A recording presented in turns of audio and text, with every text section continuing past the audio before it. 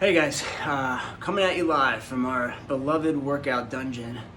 I just finished up today's workout. I wanted to test it. More than anything, what I wanted to know was what was a fair amount of time to ask you to be on the broad jumps. And I was exactly a minute for 4 of the 5 rounds. And the one where I wasn't was the first round, where I was really just trying to feel it out, which I imagine most people will do today. But I had some thoughts about it. First of all, just while it was on my mind, I figured I'd get it out on video. Last Saturday we didn't get to do the endurance WOD, so we're going to do the same endurance WOD this Saturday. But the concept of what is really different between Thursday and Saturday came to mind. And if you're just someone trying to get a good workout and get fitness, then there's really no difference. Stimulus shouldn't matter to you. You're coming to get a class in and hopefully work out a good sweat, and we find that longer workouts seem to be crowd pleasers in that way. It feels like you get your money's worth.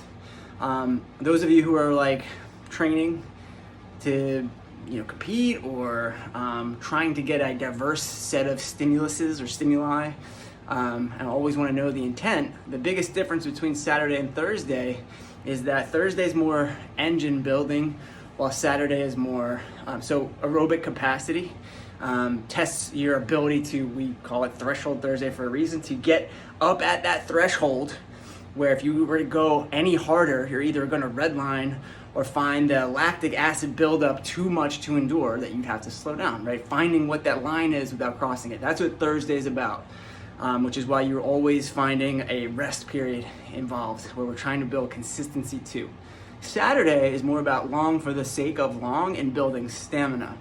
So there are some overlaps between the two, and bottom line, it's hard to program these things without machines, but I'm trying to kind of push myself it's hard to creatively come up with ways in which we can, since we can't run outside right now, I wouldn't recommend it anyway.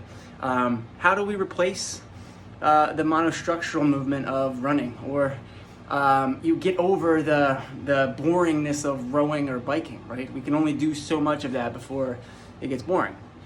So what I'm challenging you to do, it's not hard, is to identify in a WOD where I'm trying to get you to do something monostructural that isn't running, rowing, or biking, right? Today's WOD, it's the broad jump. It's a little bit of the jumping lunges as well, but there's always going to be some sort of monostructural piece on these Thursdays and Saturdays, and I want you to identify where it is. Not going to be difficult, and I want you to use that opportunity when you get to that movement to really go for it, right? Because that's what it's intended. Think about if you were running right now, if you were rowing, you wouldn't stop, right? There wouldn't be any stop. It'd be at the very least, if it's not going to be super fast, it will be consistent. It'll be persistent. So that's what the just regular broad jumps are today. And if all things go correctly, then you will get to them with time to spare, where what we're looking for, having a break or a rest on the back end of it, is for you to not stop, right? You're making quick turnarounds. Gentlemen, 4 feet is about collar to collar on a barbell. Ladies, 3 feet is 1 foot less than that, right? And so we're making quick turnarounds and just keep going. It's not the most, there's no load to a broad jump the same way there's no load to a row or a run, but the want to stop is there. And another reason why I bring that up is to say, this WOD, when we don't have rowing and running, you really can only, you might look at it or even feel the first round out and go, too easy. Not what I expect on Thursday. I'm certainly sweating and breathing really hard right now, so I can tell you that's not the case, but it can be the case if you don't give it your all today, right? So that's what I wanted to point out. Like, that's why you keep going, because otherwise it could be too easy. But every workout has its element of challenge if you were pushing it hard enough, especially the open-ended kind of workouts like today. I'm not telling you how many broad jumps to do. I'm telling you to do as many as possible. And so that implies that you're trying hard. Like, most gyms will write that out on a board as max effort, right? And it doesn't just mean don't go till you stop. It really means max effort. All right, so that's what we're getting out of today's workout. and my scores are on the board behind me, but rest assured, I got 23 in the first round and then 33 in one of the rounds because I want to say I sandbagged the first round, but I was feeling it out. And here's one thing that I learned that maybe I'm going to teach you right now that may, I don't know, make the workout more efficient. It has to do with the dumbbells. We don't do floor presses a ton, but I'm going to tell you right now that it's not cheating to use assistance to get the first rep up. And here's what I mean. I got this dumbbell over here, push it out.